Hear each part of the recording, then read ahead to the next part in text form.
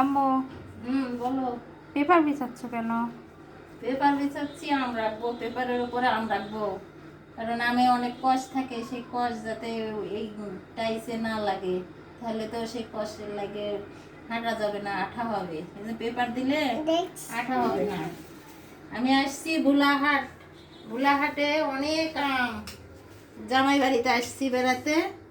তো জামাই অনেক আম নিয়ে আসছে, এখন আমগুলোকে এখানে রাখবো, তো এই জন্য পেপার বিছাই নিচ্ছি। ঠিক আছে, এখন তো আমার ওখানে পেপার বিছানো শেষ। এই দেখেন জামাই বাবাজি এই যে আম এনে রেখে গেল, শাশুড়ি আসছে, সে বলছে যে, আর আমি আম খেতে খুব পছন্দ করি। আমি অনেক পাকা আম, ভালো আম হলে অনেক আম খেতে পারি। আর আম খাওয়ার জন্যই আমার ভোলাহাটে আসা ঈদের আগে। তো এটা হচ্ছে হিমসাগর আম। দেখেন 1 মণ আম এখানে আছে, হিমসাগর। সবগুলো আমি একই রকম, একই সাইজ, আর টাটকা, গাছ থেকে পাড়া, কোনো মেডিসিন দেওয়া নাই। তো আমগুলোকে এখন আস্তে আস্তে আমি পেপারের উপরে বিছাই রাখবো, আস্তে আস্তে পাকবে। আর এভাবে থাকলে হয়তো পচে যেতে পারে বা আমগুলো নষ্ট হয়ে যেতে পারে, আর এই আমগুলো একসঙ্গে পাড়া একসঙ্গে পাকবে। সেজন্য আমি এখান থেকে এখন আমগুলোকে বের করে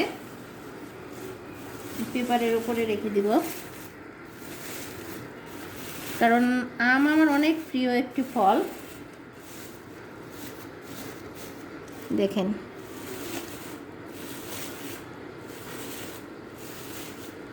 এখানে প্রায় 1 মণ আম আছে, হিমসাগর। আর ভোলাহাটে আমি এসে দেখছি প্রত্যেকটি গাছে আম, ছোট বড়, শুধু আম আর আম।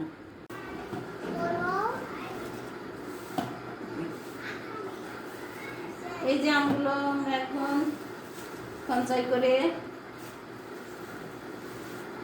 জায়গায় ঢেলে আসবো। আচ্ছা, আমরা এখানে ঢেলে রাখি।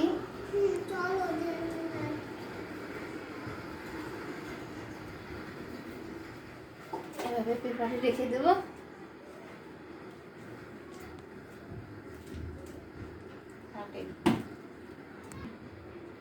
এখানে এক এক করে আমার সবগুলো আম প্রায় আনা হয়ে গেছে, এভাবে আমি রেখে দিচ্ছি।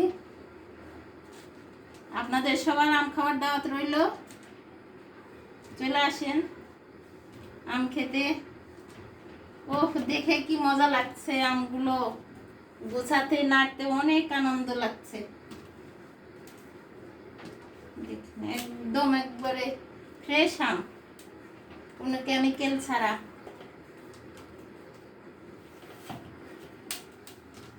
তবে গতবারের চেয়ে এবার আমের সংখ্যা অনেক বেশি, আর একটু দামও অনেক কম, আগের থেকে অনেক দাম কম।